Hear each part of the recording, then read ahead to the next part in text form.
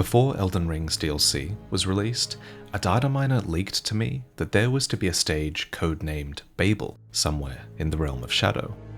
Now, obviously Babel is a reference to the Tower of Babel from the Bible, and Anir Elim is clearly the tower in question, but why did From Software decide on this codename for the place?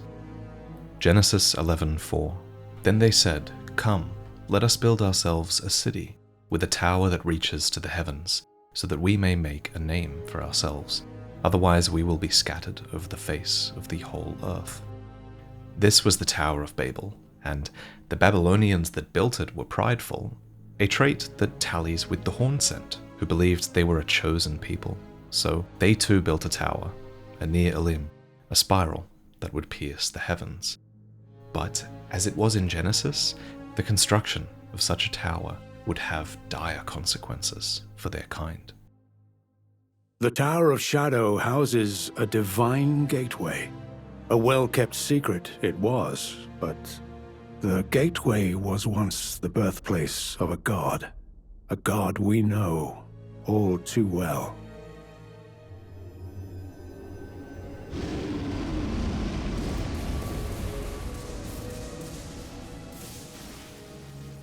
Horns are sublime artifacts to Hornsent, and their presence confirms the belief that they are a chosen people, and tangled horns in particular are viewed as these irrefutable symbols of their primacy. The word primacy in this case is meant to convey that the Hornsent considered themselves to be apex beings, the first and foremost, thanks to their horns.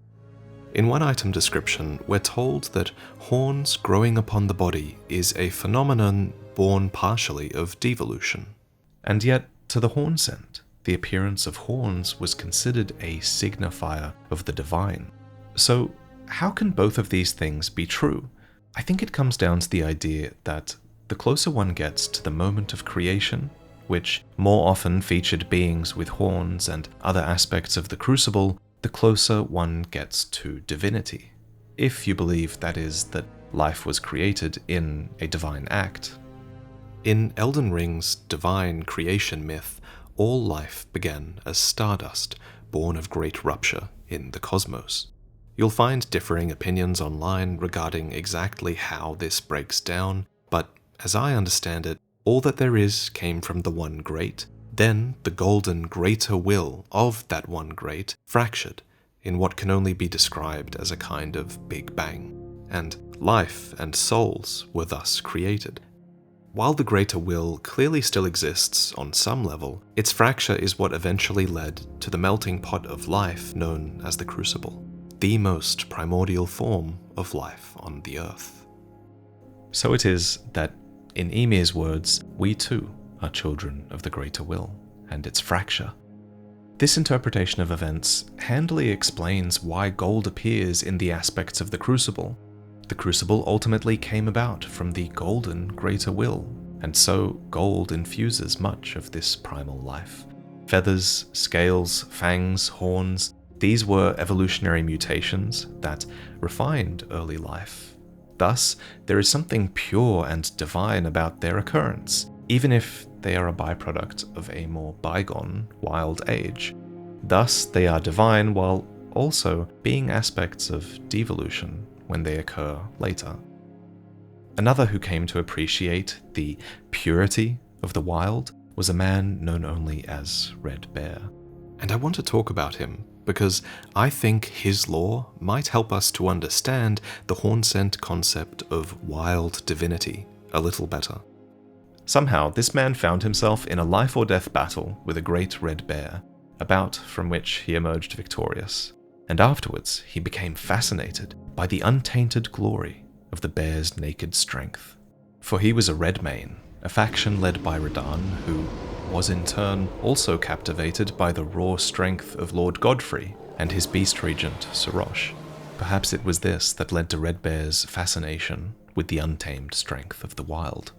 And after his bout, Red Bear eventually forgot his own name. He wished instead to be a bear, no more and no less.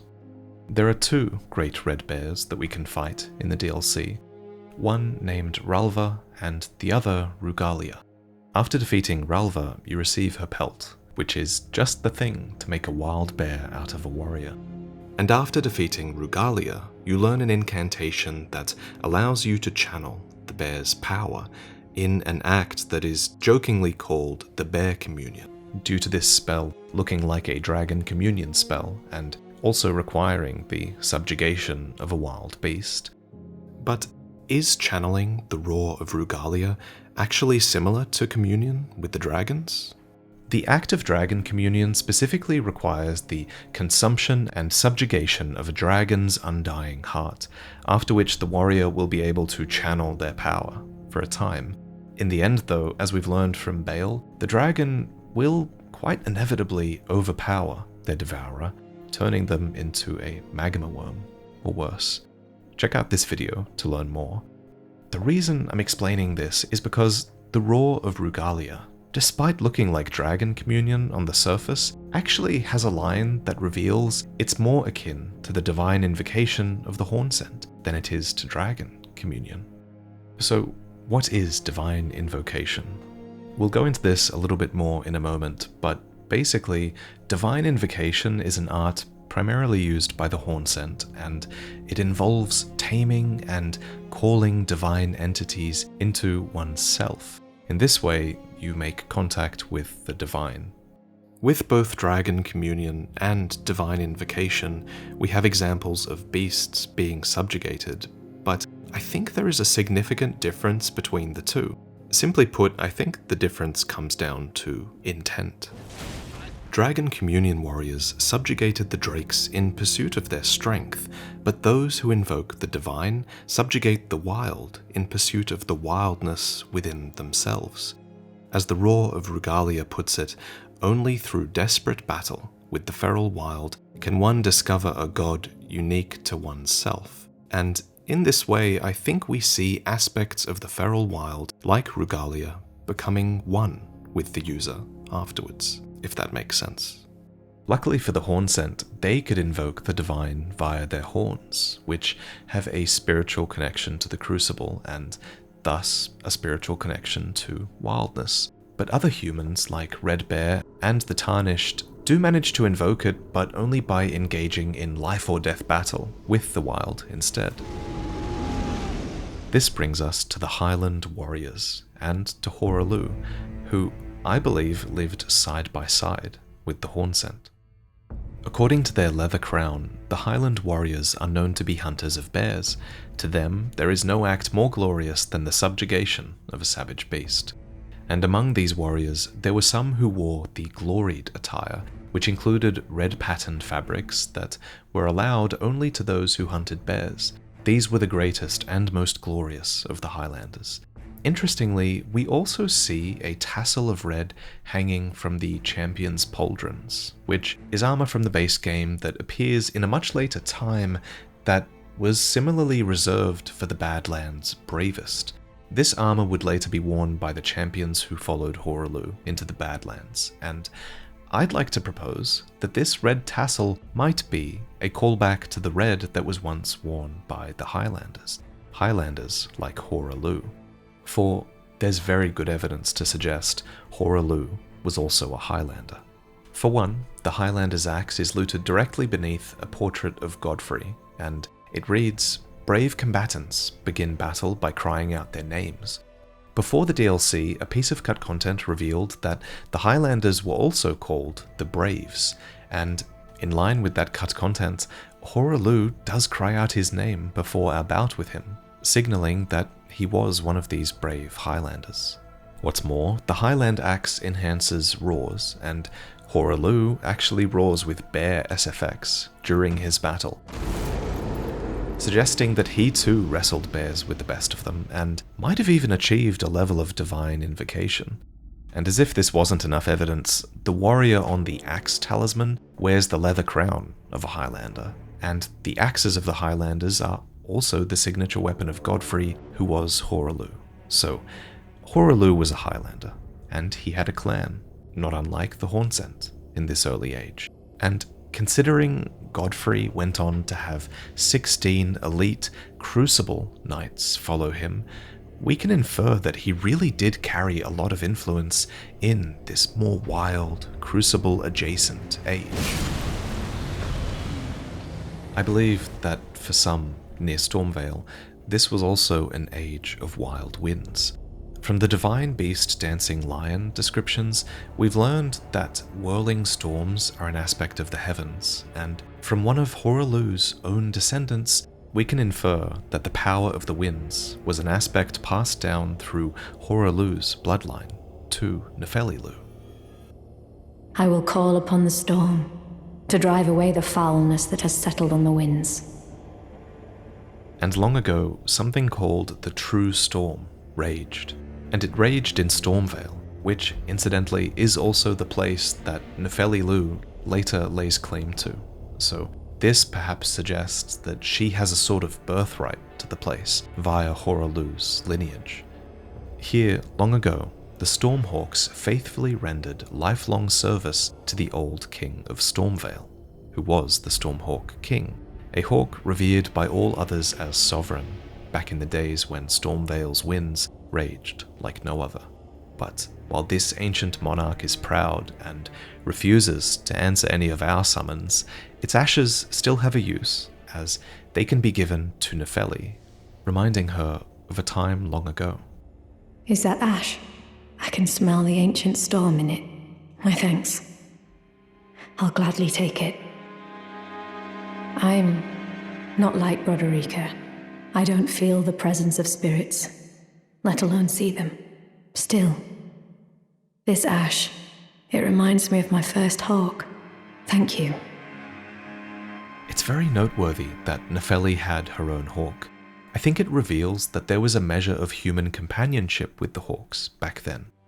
And more than that, I think it could help us to equate divine invocation of beasts with a sort of mutual respect with those subjugated, which makes it markedly different from dragon communion indeed.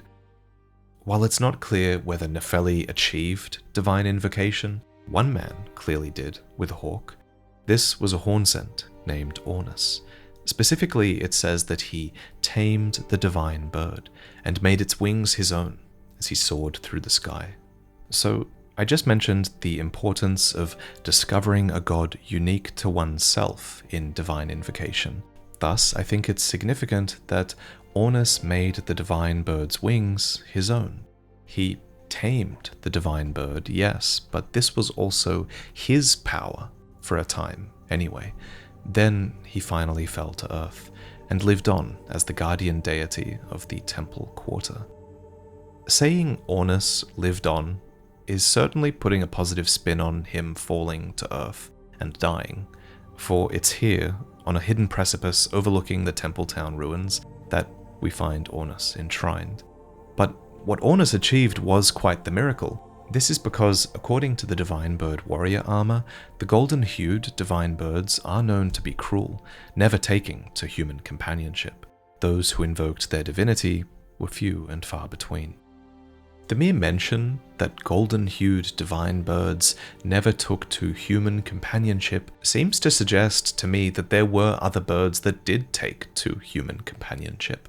And so, to return to Nefeli, I think it's more likely that she literally tamed a physical hawk who fought alongside her. But the golden-hued divine birds were in a class of their own, and might not have even existed in the physical realm. Nonetheless, Ornus managed to invoke the divinity of such a being, and in doing so, he paved the way for many Hornsent to come. For the divine bird warriors were the very first of all horned warriors, and all horned warriors were descended from Ornus. To invoke divinity as Ornus did, the horned warriors would utilize tangled horns as a medium, thanks to their connection with the Crucible. With the Horned Warrior's Greatsword, for instance, one can call a storm into the ornamental tangled horns, and then mow through enemies with that wind. This was called horn calling, and it was apparently the first step towards divine invocation. Among the Horned Warriors, some were chosen to become celebrated divine beast warriors, and these are the ones in-game adorned with a lion's pelt and the divine beast helm. Given their namesake, I suppose these were warriors who had managed to call a leonine beast into themselves. And among these, those who truly excelled at divine invocation were granted another rank, becoming sculpted keepers, who would be granted the honor of the lion dance.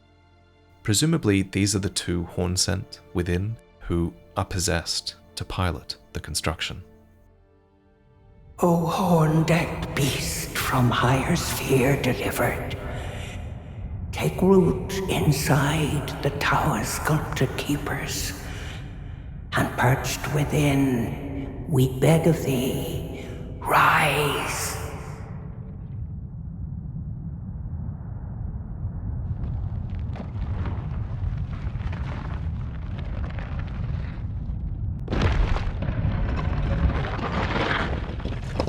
Dance and kavod, cleanse all that thou wilt. Cruelty, woe, and those who plague the tower. Cleanse away the strumpet's vile progeny.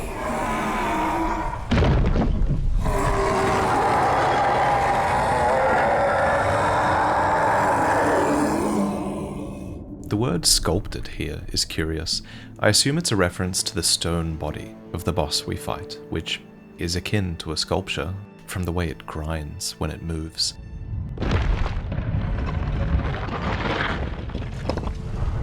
As we've learned in the last video, stone was a fitting vessel for the spirit in ancient times, so that's what seems to be occurring here, with a so-called horn-decked beast being called into the sculpted keepers that are one with the vessel, possessed to channel this wrath delivered from a higher sphere. And make no mistake, the sacred beast from beyond, whatever it is wrathful, with a rage that mirrors the storm said to be in the heavens. During festivals at the tower, this is what they would watch, even should it take Hornsent lives.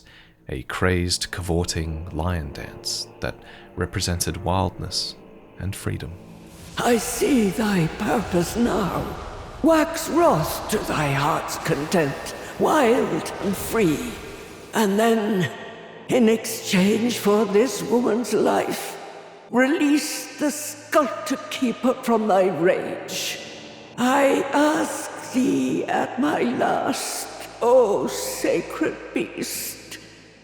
Here, in the current age, in the distant future relative to all of the other events we've been discussing, defeating the dancing lion rewards you with the divine beast head, which, like the other horned headpieces, causes the blessing of the Erd Tree to become nauseating, reducing the restorative effect of the flask of sacred tears.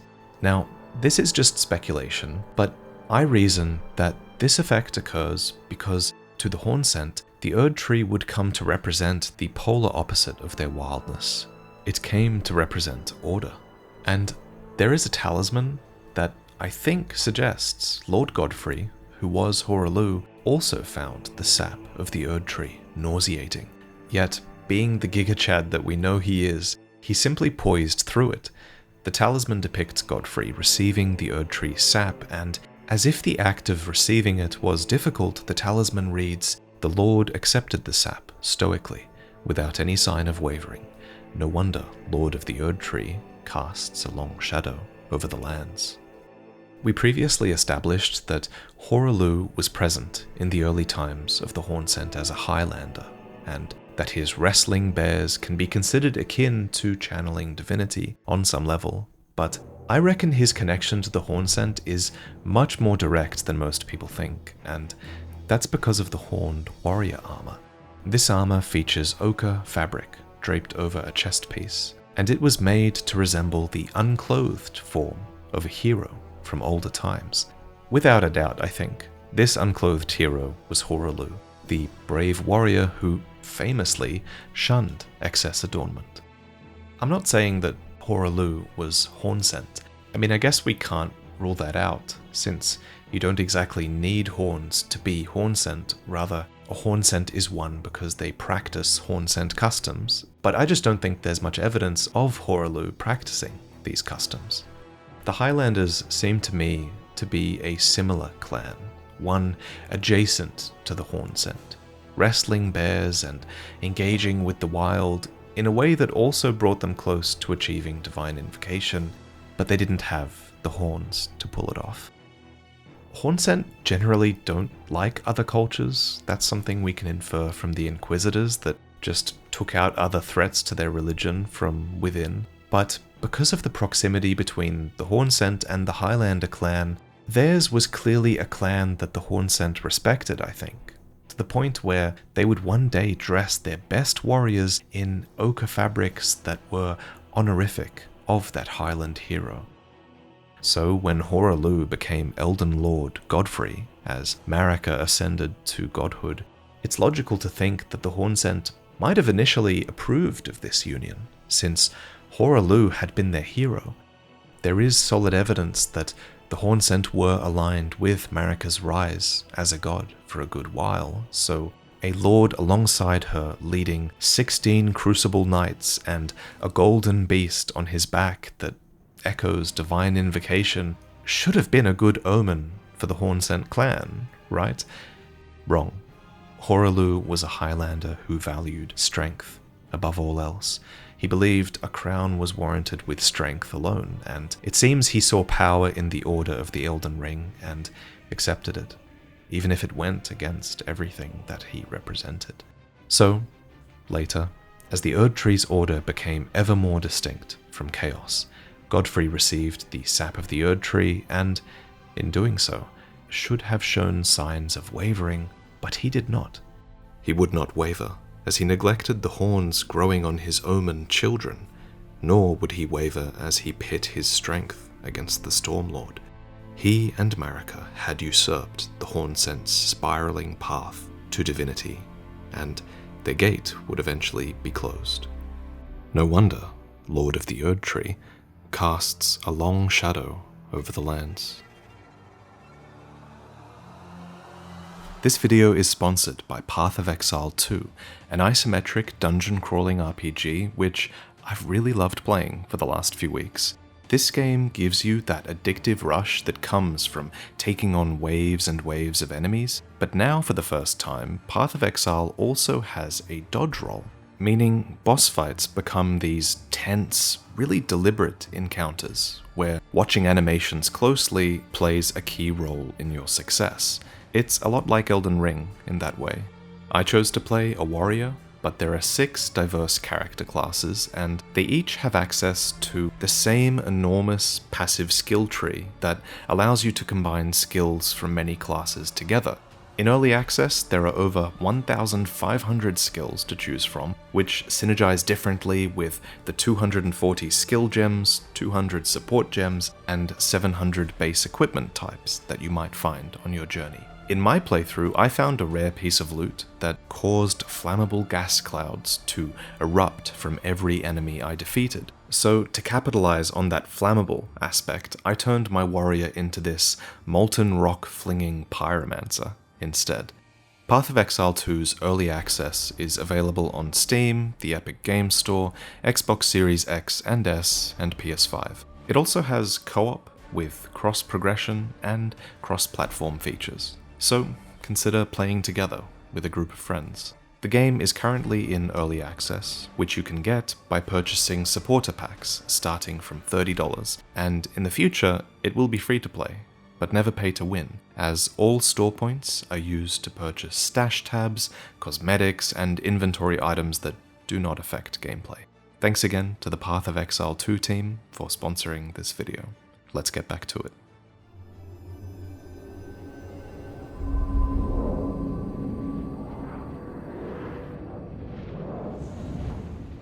At the top of Anir Elim is a divine gateway, and it's with this that Marika ascended to godhood.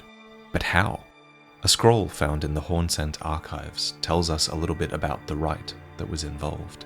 It reads, "A lord will usher in a god's return, and the lord's soul will require a vessel." So in the case of Marika, I guess one could argue that Sarosh was the lord, occupying the vessel that was Horaloo in order to usher in Marika's return. Alternatively, you could argue that this rite only applies to Miquella's ascent, and that it didn't apply to Marika's, but maybe I should save this discussion for a different video. Instead, let me establish here the nature of the tower itself, and how a divine gateway can even exist. Let's begin with a different line from the Secret Rite scroll, one that specifies that it's made of white tree bark. Many white trees can be found in and around Ballarat, and they are venerated by the Hornsent, for good reason. The most important aspect of these trees is that they grow and intertwine in a spiral, which is this symbol of supreme importance in the world of Elden Ring, and of supreme importance to the Hornsent especially, who understand the spiral's significance. Incidentally, the Hornsent even appreciate two-headed turtles and their intertwined necks for this reason. The priests of the tower cast spiral incantations, and the last line of Spira tells us that the spiral is a normalized crucible current that, one day, will form a column that stretches to the gods. What this is saying, I think, is that the spiral is not just a symbol of the crucible, it kind of is the crucible. The spiral is a normalized crucible current, or put another way, it is this stabilized aspect that emerges from the crucible's chaos. This line almost sounds as if it's written from the perspective of the Hornsent, and indeed, we know from the fine crucible feather talisman as well that they did have a word for the crucible as a tangible thing. The fact that they understood what it was helps to explain why they went so far as to build this enormous spiraling tower. They did it because the spiral is such a potent symbol for the crucible. Earlier, we talked about how the crucible is tied to evolution, and how the spiral is the same shape as DNA, which is crucial to the process of mutation and evolution. A spiral is also made up of two entwined threads, which could explain why so much life in Elden Ring has this duality to it. But how can a spiral form a column that stretches to the gods? Well, first, let's ask, what gods? The real answer is that we don't know for sure, but personally, I'm starting to suspect that the outer gods of the lands between are related to the Crucible. For one, both the Rot God and the Formless Mother are called twisted deities in the lore, which I feel is a play on words for the spiral, and it makes more sense to me that the outer gods might be these grounded, natural entities of the world. Rot, blood, death, the sun, these are natural concepts tied to the outer gods we know, and I find that easier to believe than the outer gods being these eldritch, cosmic beings, although they could certainly be both. Whatever the gods were, the Hornsent would reach for the heavens through their divine tower, and I mean that quite literally. Look at the symbol for spiral incantations, and at the top you'll note two human hands grasping for new heights, surrounded by the spiral. This is called a spiral tree design, and if you look at the bottom, you'll actually notice leaves growing at the base. It's a symbol that's been printed upon amber, which is sap from a tree. And I think the way this description equates the White Tower with a spiral tree proves that the White Tower was built in the image of the white spiral trees of the land. Anir Ilim was the Hornsent's man-made spiral tree. Spiral or no, trees in general appear to be special to the Hornsent, and I think what follows is a very relevant topic as it relates to Marika's Ode tree. So these are the golden trees of Anir Ilim.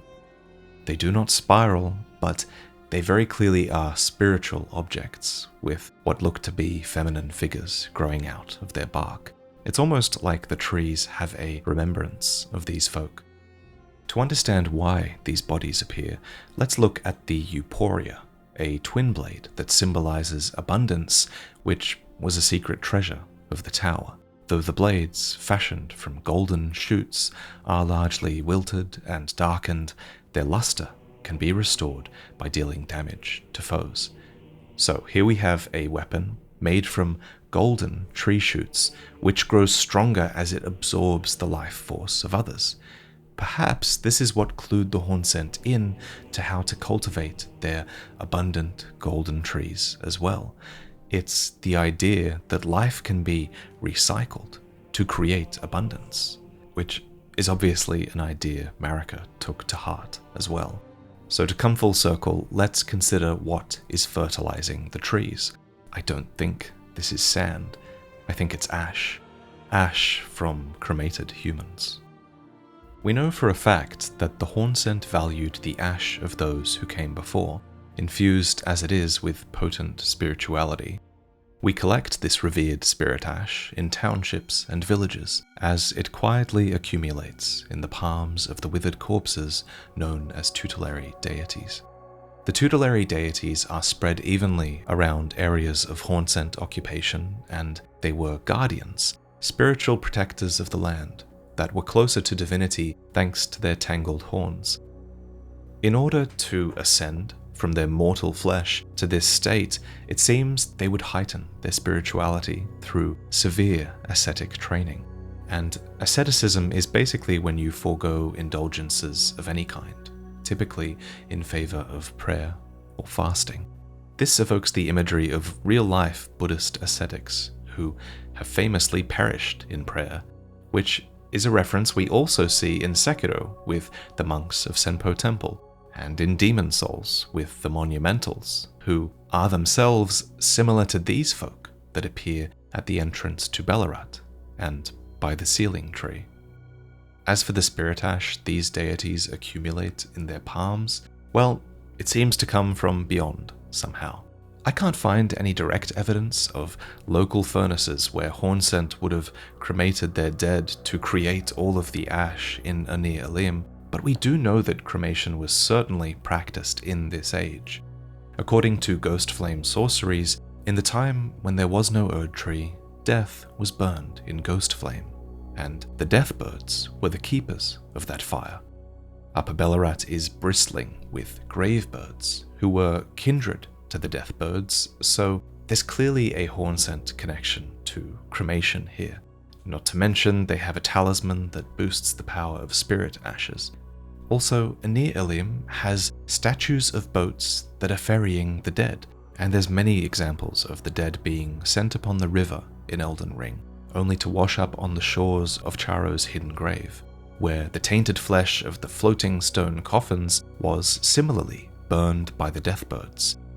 So, to conclude, I do think there's good reason to believe that the Hornsent fertilized the trees of Anir Elim with ash, even if it was done for no other reason than to enhance the spirituality of the place. But there's a location where such potent burial practices were not observed, and here the consequences of such neglect is clear to see. At the Ailing village, a crude platform has been built at the precipice, and it's from here that bodies must have been thrown, for we find a mountain of corpses down below, piling at the mouth of the Elak River. Here, some have survived the fall, metamorphosing into flymen, thanks to the dreaded fly sickness that certainly is what had them hurled from above in the first place. The ailment talisman, looted at the platform, tells us more. A talisman depicting a soul taken by sickness. When the weak were infected with the dreaded fly sickness, they perished well before the metamorphosis could take hold. Oddly, those who cared for the infected and made certain that they were given a proper burial were never afflicted themselves. So, in accordance with the effect of the talisman, which boosts resistances to the ailment that you are in proximity of, those who nursed the infected and gave them a proper burial did not contract the contagion, despite being in such physical contact with it. These surviving folk are the healers of the flymen villages, and they are indeed capable of casting spells that heal the flymen. They're also capable of boosting the flymen's damage and casting swarms of flies, which, to me, suggests a deeper allegiance to this caste of people. I've seen theories that these healers are the ones that caused the fly sickness, but considering they're actually capable of healing the flymen, I don't personally subscribe to that theory. Instead, I think this is a sickness stemming from the Japanese concept of kegare, which means uncleanliness or defilement, which is what occurred when the sick were hurled into the river instead of following the more typical and more hygienic cremation for the afflicted. The real curiosity to me is what entity is boosting the resistance of these healers who took care of the sick? Did the Mother of Truth protect them, since the healers do appear to use her magics? Or did the outer god of death favor them, since she is mother to the deathbirds and their quote-unquote correct burial practices? It could even be the rot god that protects these healers, since man-fly flesh grows mold, and rot was a theme of the man-flies in Dark Souls 3 as well. We just don't know. As for why these corpses weren't burned, well, fire was notably prohibited in Marika's Age of the Erd Tree, so I wonder if that might have prevented the Hornsent from following a cultural practice of cremation. Marika did feed the Erd Tree's roots with corpses, but she notably did not cremate those corpses beforehand. That was a privilege that was saved for those who earned the hero's honor of Erd Tree burial, and it was these men and women who returned to the Erd Tree as spirit ash. Perhaps ash is just the superior fertilizer. It's certainly less confronting than corpses being kept at the base of a tree, which might explain why the corpses that feed the Erd Tree were kept underground in catacombs or interred in jars. And speaking of jars, a common misconception that I've seen in my comments is that these jars at the minor Erd Trees are the same as the ones the Hornsent kept in their jails. But they're not. Erd Tree jars are for the bodies of the dead, for the bodies of fallen warriors, ideally, if Alexander's predilections are anything to go by.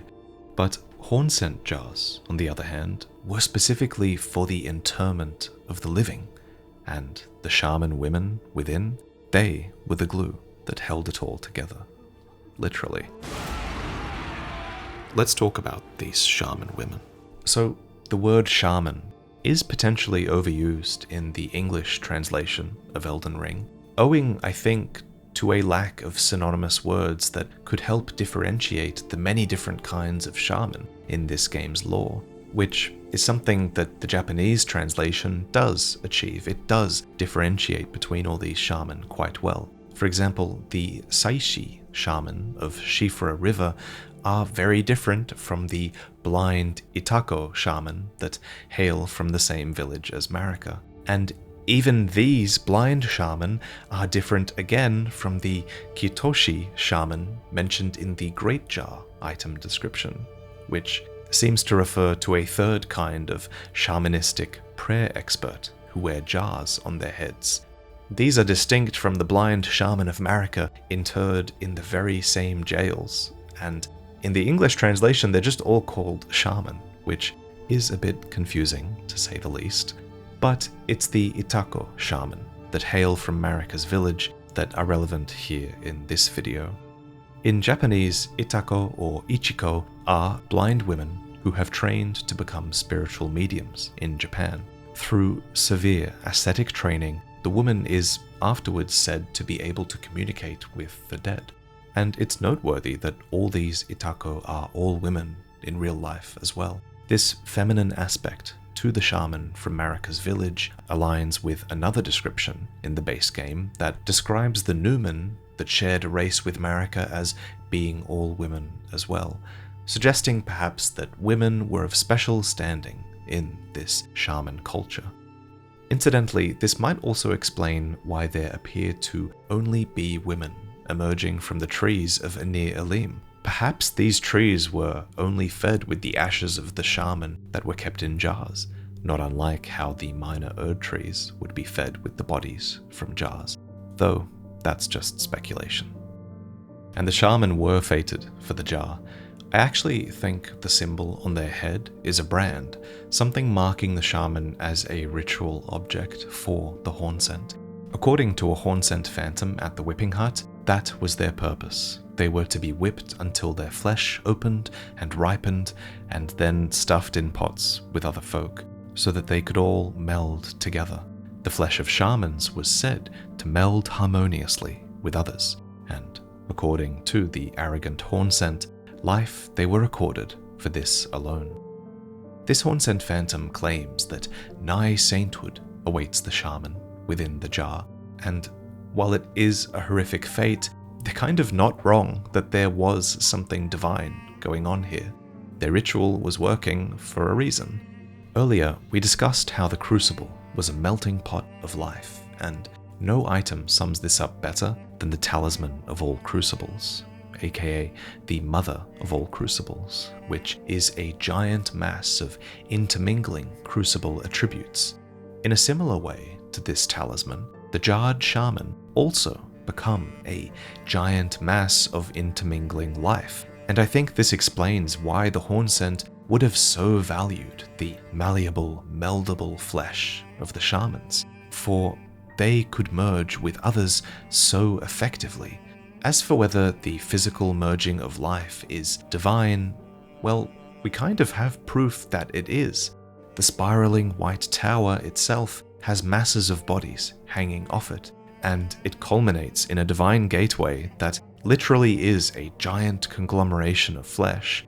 And most importantly, this approach has worked. Evoking the crucible in this way has formed a functioning connection with heaven, or the Hornsent idea of heaven, at least.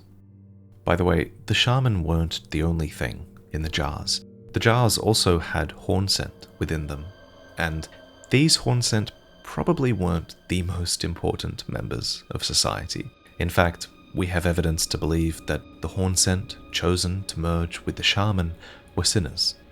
There's a phantom in a jail here that begs for mercy, saying that they'll never do it again, and swearing that they'll be a living saint. Just please don't turn them into a jarred one for their crimes. As for what they did with the jarred shaman that was melded together with others, well, it's kind of hard to say for sure. Did they use this flesh to build the divine gate? Did they use this flesh to fertilize the golden trees? Or did they hope that one shaman, one day, would actually achieve true sainthood? Was this the ritual that led to the rise of Marika and Radagon? Whatever the case, Marika would have her vengeance. Thus do we finally return to the end of the Genesis story about the people who built the Tower of Babel. Genesis 11:6-8. The Lord said, "If as one people, speaking the same language, they have begun to do this, then nothing they plan to do will be impossible for them.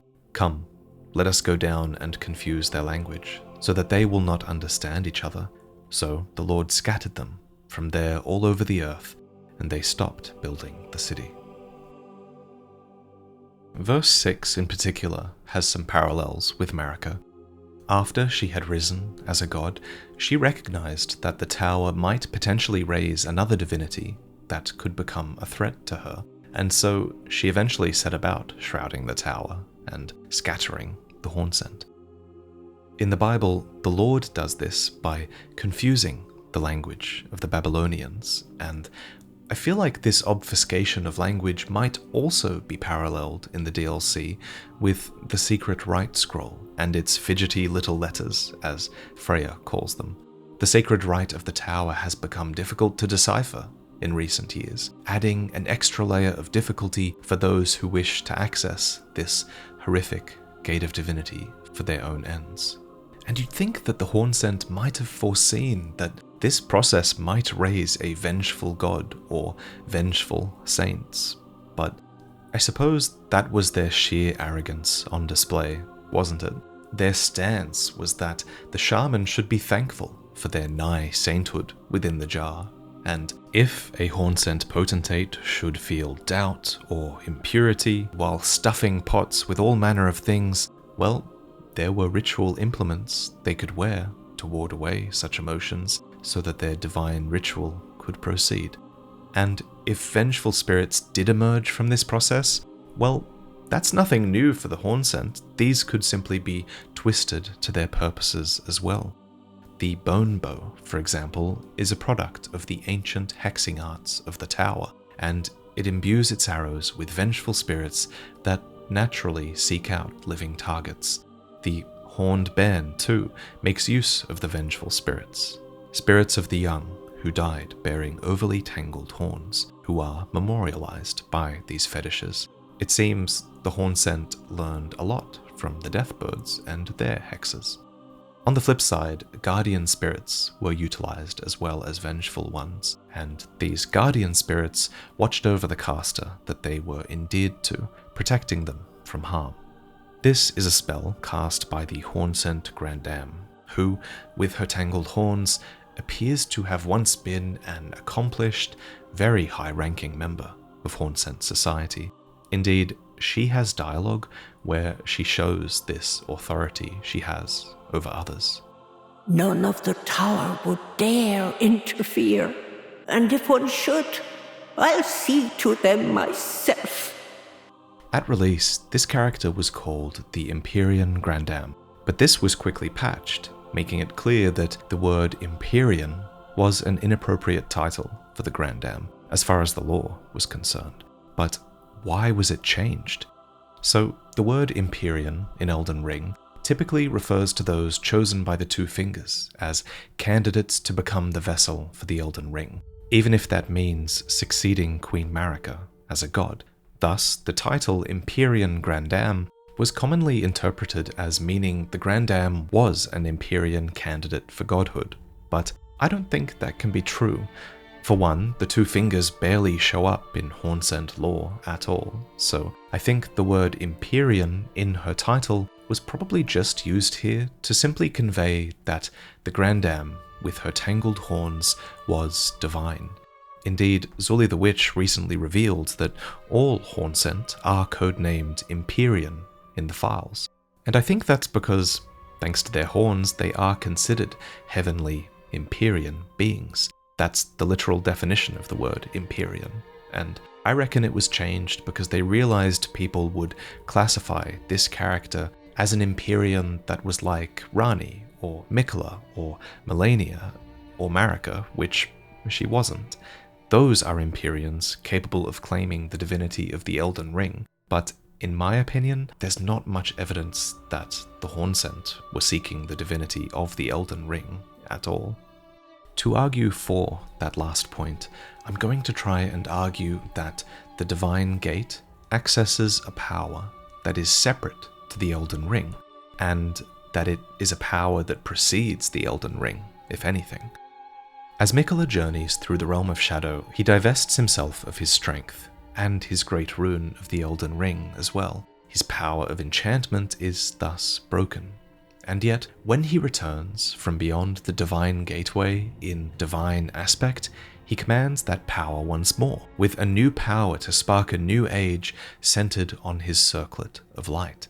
And this is all without the Elden Ring. Just so, it follows that Marika could also have drawn power from the gate in a similar way. In the trailer, she holds threads of light up to the Divine Gate, the same threads that appear when she later shatters the Elden Ring. So maybe she's weaving her order of the Elden Ring into being here, using the divine energies of the gate. It's clear that the Elden Ring represents a type of order for the world. It's a blueprint for life, with its runes that infuse nearly everything. And the Erd Tree, which has the Elden Ring as its source, only came to represent Marika and her order after her ascent as a god. So you'd think she must have needed the Divine Gate for something.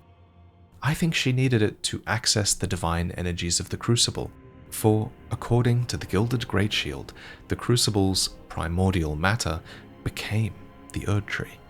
And I think that's what we're seeing happen here. One counterpoint to this theory is that Placidusax, who was Elden Lord in an age before Marika, would not have had access to this divine gate, and yet their Elden Ring still commanded an age. But that doesn't mean that Placidusax and his god didn't have a divine gateway of their own, tapping into these crucible energies that apparently are important for gods to command an age. Farum Azula features interred remains all throughout its structures, and we've established that having conglomeration of sacrificed flesh can lead to the construction of a divine gateway. There are beastmen in the Farum Azula pillars, there are dragons in its earth, and Placidusax's mausoleum especially evokes the idea of a divine gateway, a sacred place built with corpses within a spiraling storm by an Elden lord with spiraling necks, and a race of dragons that definitely evoke aspects of the Crucible in more ways than one. But as we know, Placidusax's god, who was assumedly the vessel of the Elden Ring, would flee, hinting at an event that could have led to the Elden Ring passing into human hands via the Fingers, who did have a hand in the dragon's age and who did play a part in the birth of the Erd Tree to come as well. This is getting a little off topic, and I'll admit there's more speculation here than I'd like, so I will revisit these theories in future videos, especially if you guys have feedback for them in the comments. I want this to make sense as much as possible. But to recap, I believe that divine gates are a pure incarnation of the Crucible and its energies. I believe the dragons might have tapped into these energies with their ancient Elden Ring. I think Marika inherited that Elden Ring and similarly used a divine gateway to channel the energies that became the Erd Tree, and I think Miquella later tapped into these same Crucible energies to start his own age without the Elden Ring. To be clear, again, this is just one of many ways this whole topic could be interpreted, but that's how I interpret it for now. As for what lies beyond the Divine Gateway, that's a fascinating question, and I have some ideas, but perhaps they're better suited for upcoming videos on Marika or Miquella, both of whom are the only characters we know of who might have encountered what lies beyond. Though I think there is one other who saw the heart of the Crucible, a Hornsent who beheld the truth, only to see it and weep endlessly.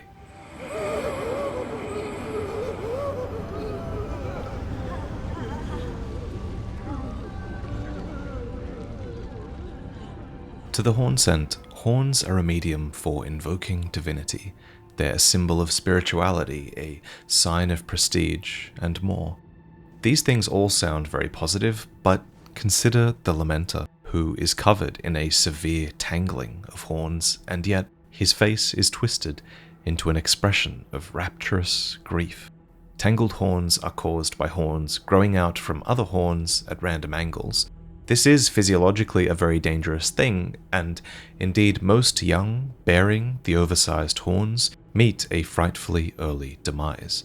Those that survive often have the inherent spirituality to become divine beings like the tutelary deities. But there's something that sets apart the Lamenter even from them. It's that the Lamenter's horns have tangled towards his own eyes, which they pierce deeply. This is something that also occurred with Mohg, whose tangled horns have led him to being blind in one eye. And there's a trend with blindness that I've been noticing recently. The trend is that blindness appears to be a catalyst for a different kind of sight, one that allows the blind to see a higher truth. According to some historians in real life, blindness has long been associated with spiritual powers in Japan, and Elden Ring has this theme all throughout. The scholars of Raya Lucaria, for example, did not see with their own eyes, and often went mad from seeing the truth in the cosmos. And then there's all the blind who would have made contact with the outer entities, like the Thorn Sorcerers, who discovered the Blood Star in their eternal darkness. Hayata saw frenzy that couldn't be seen with the naked eye, and Mohg made contact with the Formless Mother. Now, I've seen some theories online that claim the Lamenter is similarly blessed by a bunch of outer gods, so let's go over those theories and see how valid they are, starting with the least valid, in my opinion. Some say the Lamenter wields black flame, making them tied to destined death or an outer god of death, but I disagree with that one. The darkness the Lamenter wields is actually not black flame, but rather it's a more literal darkness effect that was introduced in the DLC, and we also see it being cast by the Curse Blades. The Curse Blades, like the Lamenter, were imprisoned in a devastatingly dark jail, so I'd argue that their proficiency in these dark arts came about from that imprisonment, rather than anything else. Next, some say the Lamenter is inhabited by the fell god of flame, citing its tufts of red hair and the face growing out of its back, and I think this theory has a bit more heft to it, although you can argue against it just as well. Yes, the fire giants do have a face growing on them, like the Lamenter, but theirs is one-eyed, and the fell god is famously depicted as a one-eyed god, though you can counter that counter-argument with the fact that the visage of the fell god depicted by the furnace golem does have two eyes. So I think it's hard to argue whether the fell god is one-eyed or if that's just the way the fire giants experienced it. As for the Lamenter's red hair, it could be tied to the fell god, since the fire giants had red hair, but you could also argue that the Lamenter's red hair is a sign of its connection to the Crucible instead. Many connected to the Crucible sport red hair, like the Leonine Misbegotten or the giant red bears, and one could also argue that Radagon resented his red hair for this reason, so I'm hesitant to say that the Lamenter's red hair definitely connects it to the fell god. But my favorite idea for the Lamenter places it as adjacent to the outer god of frenzy, who is represented by those themes of orange flame and, notably, of lament. It's pretty subtle, but there's actually an orange hue emitted by the eyes of the lamenting visage, in its icon at least. That said, it doesn't cause frenzy, so I don't think the Lamenter is aligned with the outer god of frenzy per se. Rather, I think the Lamenter simply has some overlap with frenzy and its grief, while also being equal parts rapturous and blissful as well. So, to start, let's go over the most important paragraph of lore that is related to this creature, and it's from the Lamenter's Mask. It reads, "This transformation tallies with the state of a denizen of paradise, but the people of the tower denied and hid it from the world. In their foolishness, they viewed true bliss with deep fear." Earlier, we established that the Lamenter's lack of sight is paradoxically a theme of enlightenment that is common to other blind characters in the game. Thus, I think it's fair to consider the Lamenter an enlightened character, experiencing a state of bliss as a result.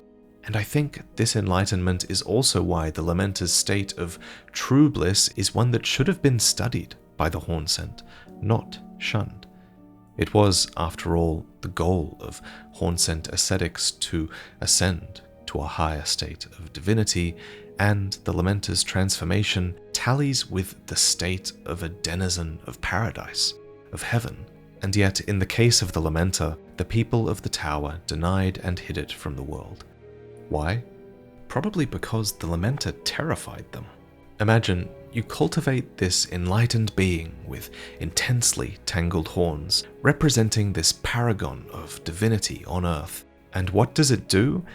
It laments unstoppably, and the lore says that they were terrified of its condition, specifically, its state of true bliss and rapturous grief. That's why they hid it away. We know the Hornsent were prideful to a fault, so of course they denied the Lamenter's true bliss. To accept it would be to accept that the path to divinity could lead to this pathetic, mournful creature, and so they sectioned off the Lamenter from the world and entombed it in darkness. This is very similar to what the Hornsent did with Midra, whose lore you can find fully explained in this video. In that video, I talk at length about the Inquisitors, aged, powerful torturers who were tasked with basically stifling any threats to the Hornsent that would have arisen from within their own culture. These were some of the highest ranked members of Hornsent society. Indeed, they were the ones who would receive golden horn tenders, spiral horns coated with gold that were greater even than the silver horn tenders, which were themselves symbolic of society's upper echelons. I suspect the Inquisitors would have been involved with the Lamenter's imprisonment as well, for the Lamenter held a truth that was dangerous to the religious core of Hornsent society. but they should have accepted it. The law says that in their foolishness, the Hornsent viewed true bliss with deep fear, which logically means that it would have been the opposite of foolishness to accept it. It would have been wise to accept it. But what did the Lamenter see? What did they experience? Well, that's the big question, isn't it? Personally, I think the Horned Lamenter beheld the truth behind the crucible. I believe that it realized that life is ultimately an awful crucible of competition, with all of the suffering and power and struggle and evolution that entails. But what it saw can't be all bad, right? The Lamenter is weeping, yes, but it's also, paradoxically, in a state of rapturous true bliss. It's happy on some level, not unlike the so-called evil spirits that the Omen saw, perhaps, which were also smiling. The lamenting visage also has an unusual expression that somehow imparts a sense of contentment. It is the languid ease of one who needs not sight. To those who seek happiness, blindness is bliss. There's probably a few ways to interpret this, but I personally interpret it to mean that the horrifying truth of the world can be safely ignored. Indeed, Mikola does return from the Divine Gate with his eyes wide shut, and we never see Marika's eyes either. The Lamenter thus offers salvation. But the Hornsent could not accept or would not accept. So, circling back to the idea that the Lamenter is adjacent to the outer god of frenzy, I have one last theory, and it's that many outer gods, Rot, the mother of truth, death, they all erupt after being suppressed, but can flourish when they're being accepted, as we've seen with the Rot in the DLC. We talked about this at length in the previous video on Raw, and how that was a balanced society which accepted outer gods like the one of Rot. So what if this is the Lamenter simply accepting the terrible truths related to frenzy? The Lamenter could therefore represent the idea that lamentation is healthy, but suppression of those who saw the truth, like Midra, is not. I don't know for sure. This is my interpretation of this character, but I think, what From Software are really trying to say is you should watch my Prepare to Cry series. Let it all out.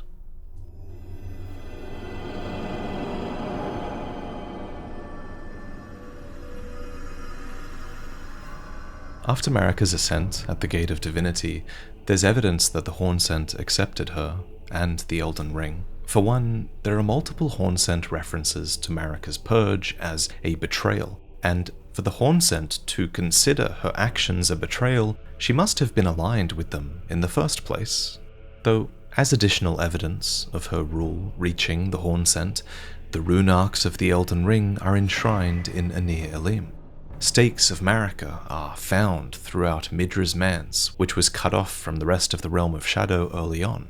The Great Sword of Damnation references her Golden Order, and the Dueling Shield makes it clear that ritual combat to honor the Erd Tree was a cultural practice of the Realm of Shadow. What's more, there's evidence that Messmer's crusade did not happen immediately after Marika's ascent to power. In fact, there's evidence it happened much later. As per a conversation I had recently with Dave Control, another lore creator, we know this because A. R'hllana, sister of Rennala, joined Messmer's crusade with Rennala's blessing, meaning Rennala must have been aligned with Radagon at the time, and B. Messmer knows what a Tarnished is, meaning his crusade likely happened after Godfrey became Tarnished. But slowly, as order was established, the Crucible would be looked back upon with scorn for its close resemblance to chaos. This paradigm shift would have helped to justify the veil being put up over the Realm of Shadow, and it would have helped to justify the Hornsent being crucified. I think this might have also been the moment when the shadow of the Erd Tree came into being. We learn from the remembrance of the Shadow Sunflower that the Shadow Tree is born of dark notions that bear no sense of order, that twist and bend its stock, rendering it brittle. And there's that word twist again, A second stalk winds tightly around the first, almost as if in a tender embrace. The Shadow tree itself is a spiral, so it makes sense that it evokes the Crucible, which also seems to bear no sense of order. I think it's the shadow of the Erd tree that was left behind as the Purge began.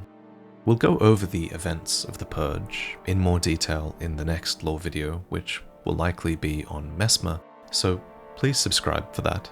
But let me briefly sum up the Purge here, as it relates to the Hornsent, at least. For the Hornsent fought back, with the sculpted keepers especially, who were able to put the violent ritual of the lion dance towards martial ends. However, most keepers were gored, hung and burned upon Messmer's spears, and those who witnessed the deed likened it to a funeral pyre for the tower itself. The Curseblades fought in this war as well, wielding the Hornsent's signature backhand blades to fend off the invaders.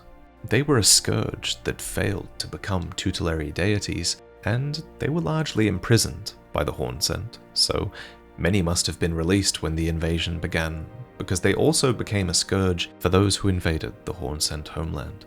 Despite their efforts, we get the impression the Purge was very one-sided. Though, once conquered, the Hornsent weren't entirely wiped out. They were permitted to remain in their ruined cities.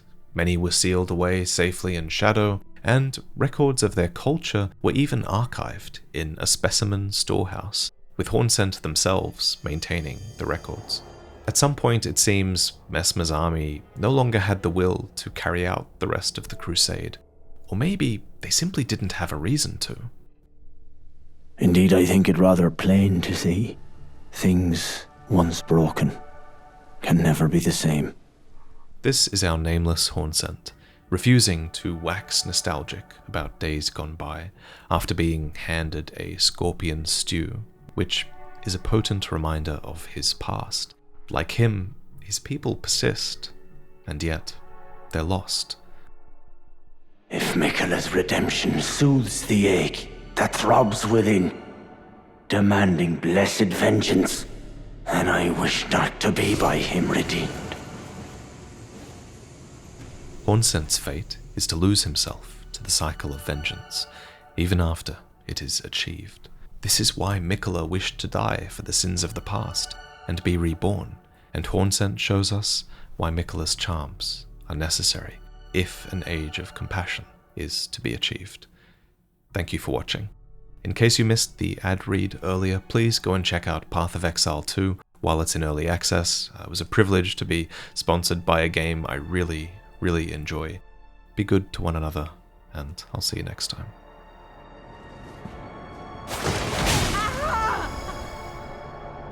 A curse upon thee, rotten miscreant. A curse upon the strumpet's progeny. Upon Marika's children, each and all. The curse of the omen shall strike thee down in the form of the sacred beasts I